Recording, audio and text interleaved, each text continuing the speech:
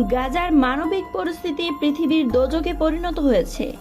আগামী 2 সপ্তাহের মধ্যে অস্থায়ী হাসপাতালগুলো বন্ধ করে দিতে বাধ্য হবে, কারণ এরপর গাজাবাসীর রসদ ফুরিয়ে যাবে বলে জানিয়েছে আন্তর্জাতিক সাহায্যকারী সংস্থা রেড ক্রস। শুক্রবার রেড ক্রসের প্রেসিডেন্ট মির্জানা ও এসপালজারিক এসব কথা বলেন। তিনি বলেন, আমরা গাজায় এখন নিজেদের এমন পরিস্থিতিতে দেখছি যেটিকে আমাকে বলতে হবে পৃথিবীর দোজক। মানুষ বিভিন্ন জায়গায় বিদ্যুৎ, পানি ও খাবার পায় না। গত 2 মার্চ গাজায় পূর্ণ অবরোধ আরোপ করে দখলদার ইসরায়েল। ওই সময় দখলদারদের সঙ্গে ফিলিস্তিনি সশস্ত্র গোষ্ঠী হামাসের যুদ্ধবিরতি ভেস্তে যাওয়ার শঙ্কায় পড়ে। ওই দিন থেকে গাজায় যুদ্ধবিরতির দ্বিতীয় ধাপ শুরু হওয়ার কথা ছিল, কিন্তু ইসরায়েল চুক্তি ভঙ্গ করে। এর কয়েকদিন পর 18 মার্চ রাতে গাজায় হঠাৎ তীব্র বিমান হামলা চালায় তারা। এতে এক রাতে 400-রও বেশি ফিলিস্তিনির মৃত্যু হয়। জানুয়ারি থেকে মার্চ পর্যন্ত হামাস ইসরায়েলে 42 দিনের যুদ্ধবিরতিতে গাজায় 25,000 ট্রাক প্রবেশ করেছে বলে দাবি করেছে ইসরায়েলের পররাষ্ট্রমন্ত্রী।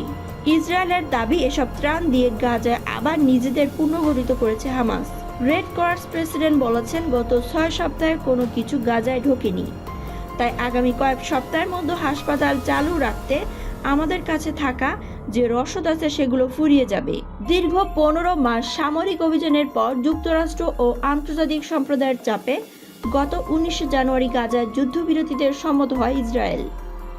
তারপর প্রায় 2 মাস গাজায় কিছুটা শান্তি বজায় ছিল, কিন্তু গাজা থেকে সেনা প্রত্যাহারের প্রশ্নে হামাসের মতানৈক্যকে কেন্দ্র করে মার্চ মাসের তৃতীয় গত সপ্তাহে থেকে ফের গাজায় বিমান হামলা শুরু করে ইসরায়েল।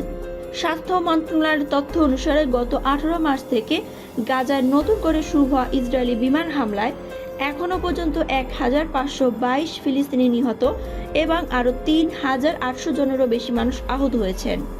ইসরায়েলের বর্বর এই হামলা চলতি বছরের জানুয়ারিতে কার্যকর হওয়া যুদ্ধবিরতি চুক্তি ভেঙে দিয়েছে।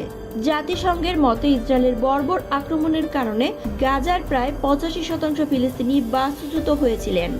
এছাড়া অবরুদ্ধ এই ভূখণ্ডের 60% অবকাঠামো ক্ষতিগ্রস্ত বা ধ্বংস হয়ে গেছে। 2023 সালের 7 অক্টোবর ভোরে গাজার শাসক গোষ্ঠী হামাসের নেতৃত্বাধীন হামলায় ইসরায়েলের অন্তত 1,139 জন নিহত এবং 200-রও বেশি মানুষকে বন্দী করে গাজায় নিয়ে যাওয়া হয়। এই ঘটনার কয়েক ঘন্টার ব্যবধানে গাজায় ভয়াবহ হামলা শুরু করে ইসরায়েলি বাহিনী।